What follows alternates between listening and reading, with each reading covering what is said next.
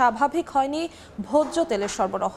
ছুটির দিনের বাজার ঘুরে দেখা গেছে এমন চিত্র। বিক্রেতারা বলছেন ভোক্তা চাহিদার তুলনায় সরবরাহ মিলছে কম। 9 ডিসেম্বর সয়াবিন তেলের দাম লিটার প্রতি 8 টাকা বাড়ানো হয়। এদিকে সপ্তাহ ব্যবধানে কেজিতে 20 টাকা বেড়ে ব্রয়লার বিক্রি হচ্ছে 210 টাকায়। সোনালী ও দেশি মুরগির দাম কেজি প্রতি বেড়েছে 30 থেকে 40 টাকা। চড়া দরে বিক্রি হচ্ছে সব ধরনের চাল। নাজির শাইলের কেজি ঠেকেছে 85 টাকা, আর গরিবের মোটা চালে কেজিতে 5 টাকা বেড়ে বিক্রি হচ্ছে 56 টাকায়। বাজার যেরকম অবস্থা, আসলে গরিবরা বেঁচে থাকার অবস্থা রাখে না। একটা দুইটা জিনিস কিনলেই দেখা যায় যে পকেট খালি হয়ে যায়। চালের বাজার আসলে ভাই যে পরিস্থিতি অনেক বাড়ি গেছে, মানুষের ক্রয় ক্ষমতার অনেক বাইরে চলে গেছে। বিক্রি করে মিনিকেট 82 টাকা, রাইসের বিক্রি করে আপনার 85-86 টাকা। 5টা কোম্পানিতে 2-1টা কোম্পানি দিচ্ছে, 2-3টা কোম্পানি এখনো বন্ধ। লিটার 175 টাকা, 2 লিটার 350 টাকা, 5 লিটার গ্যালন 850 টাকা। বাজার পরিস্থিতির আরও খবর জানাতে এই মুহূর্তে রাজধানীর কারওয়ান বাজারে আছেন সহকর্মী সাইফুল ইসলাম। সরাসরি যাচ্ছি তার কাছে। সাইফুল, বাজার যেন এক হরিলুটের আতুর ঘর। যেমনটি প্রমাণ মিলে 1000 টাকা নিয়ে গ্রাহকরা বাজারে আসলে দু একটি পণ্য কিনলে যেন শেষ হয়ে যায় সেই টাকা। ঠিক একই রকম চিত্র, একই রকম প্রমাণ আমরা দেখেছি রাজধানীর কারওয়ান বাজারে এসে এই মুহূর্তে। কেননা এই মুহূর্তে আমরা 1 কেজি ব্রয়লারের যে সাদা মুরগি সেটি কিনতে হলে ক্রেতাকে কিন্তু গুনতে হবে 210 টাকা।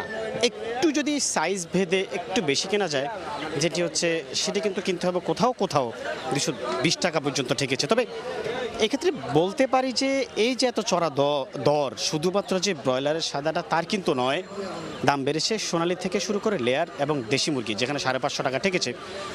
আসলে ক্রেতারা কিন্তু তাদের না বিশ্বাস অবস্থার মধ্যেই কিন্তু আমরা দেখতে পেরেছি। তবে এক্ষেত্রে বলা যায় যে ব্যবসায়ীরা তাদের যে যুক্তি, তারাও তাদের মতো করে যুক্তি দিচ্ছে, ক্রেতারাও তাদের হতাশার কথা জানাচ্ছে। ব্যবসায়ীদের যুক্তি হচ্ছে যে 31st নাইট নতুন বছরের আগমন যখন ঘটছে, মুরগির চাহিদাটা বরাবর মতোই বাড়ছে। এর পাশাপাশি শুধু 31st নাইট নয়, এর পাশাপাশি হচ্ছে যে বিভিন্ন ধরনের উৎসব শীতকে কেন্দ্র করে বাড়াতেই কিন্তু আসলে এই চাহিদাটা বেড়েছে।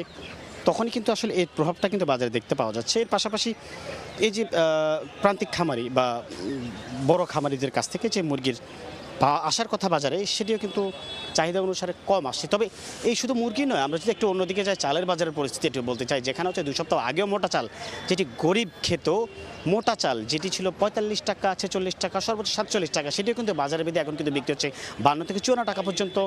এর পাশাপাশি যদি একটু মোটা চাল থেকে গিয়ে মিনিকেটের দিকে যাওয়া যায়, সেই মিনিকেট কিন্তু স্বস্তিদায়ক পরিস্থিতিতে নেই। সেটি কিনতে গেলে কিন্তু হবে ক্রেতাকে 70 থেকে 75 টাকা পর্যন্ত। আর নাজির শাইলের যে বিষয়টি, সেটিও কিন্তু দেখা যাচ্ছে যে কমসে কম 80 টাকা থেকে 82 টাকা পর্যন্ত ক্রেতাকে গুনতে হচ্ছে।